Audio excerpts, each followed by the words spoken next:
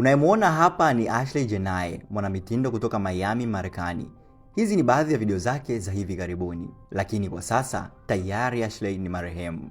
Ashley Jenai mwenye umri wa miaka 31 amefariki dunia akiwa visiwani Zanzibar, Tanzania, katika tukio lililoibua maswali mengi na mjadala mkubwa kimataifa na kwenye mitandao ya kijamii. Kwa mujibu wa polisi mkoa wa Kaskazini Unguja, chini ya Kamanda Benedict Mapujira, uchunguzi wa awali unaonyesha kuwa kifo hicho ni cha kujiua. Inaeleza kuwa alikutwa ndani ya chumba chake cha hoteli akiwa amejinyonga, akitumia kipande cha nguo kutoka kwenye vazi lake. Jitihada za kukimbizwa hospitali hazikuzaa matunda. Mpaka hivi sasa hakuna ushahidi wa kuhusika kwa mtu mwingine.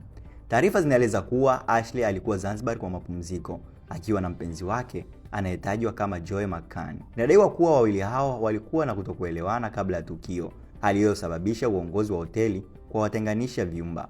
Tukio hilo liliripotiwa katika kituo cha polisi Nungwi baada ya wafanyakazi wa hoteli kutoa tahadhari wakihofia hatari. Kwa mujibu wa polisi, hakuna hatua za kisheria zilizochukuliwa dhidi ya mpenzi wake, kwani mazingira ya sasa hayatoi msingi wa kumshikilia. Hata hivyo, mitandaoni simulizi ni tofauti. Kupitia majukwaa kama Instagram, Reddit, Thread na X, watu wengi wameibua maswali mazito. Baadhi wanahoji, inawezekanaje mtu aliyekuwa kwenye safari ya kusherehekea siku ya kuzaliwa na hata kudaiwa kuposwa aweze kuchukua uamuzi huo siku chache baadaye? Wengi wameelekeza tuhuma kwa mpenzi wake, wakidai huenda kuna ukweli zaidi ambao haujawekwa wazi. Ni muhimu kufahamu, madai haya hayajathibitishwa na mamlaka yoyote hadi hivi sasa. Akaunti zake za mitandao ya kijamii zimefurika salamu za rambirambi, lakini pia wito wa haki na ukweli kujulikana.